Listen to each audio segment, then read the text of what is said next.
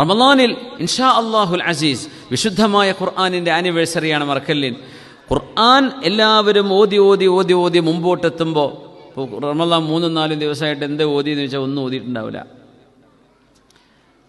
ലാ യസാലു ഖൗമുൻ യതഅഖറൂന ഹത്താ യുഅഖിറഹുമുല്ലാഹ്. ചില ആൾക്കാർ ഇങ്ങനെ ലേറ്റായി അള്ളാഹു അവരെ ലേറ്റ് ആക്കുന്നു പറഞ്ഞു റസൂലുള്ളാഹി സ്വല്ലല്ലാഹു അലൈഹി വസല്ലം. ചില ആളുകൾ പിന്തി ഹത്താ യുഅഖിറഹുമുല്ലാഹ്, അവർ പിന്നെ സ്വർഗത്തിലേക്ക് വരുമ്പോഴും ബാക്കിലായിരിക്കും, അവരെ അള്ളാഹു ലേറ്റാക്കി കളയും എന്ന് ഹബീബായ റസൂലുള്ളാഹി സ്വല്ലല്ലാഹു അലൈഹി വസല്ലം.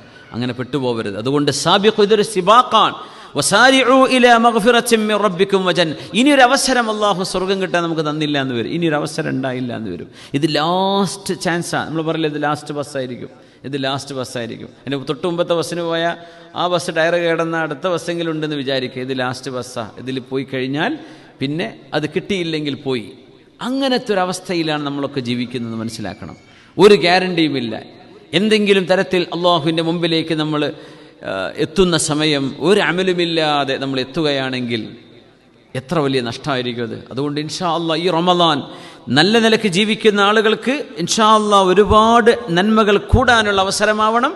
തെറ്റുകളിലേക്ക് അകപ്പെട്ടു പോയ ആളുകൾക്ക് തൗബ ചെയ്ത് കഴുകി ശുദ്ധിയായി ഈ റമളാനോടുകൂടെ മറ്റൊരു വിശുദ്ധമായൊരു ജീവിതം തുടങ്ങാനുള്ള തൗഫീഖ് ഉണ്ടാവണം. അള്ളാഹു തൗഫീഖ് ചെയ്യട്ടെ.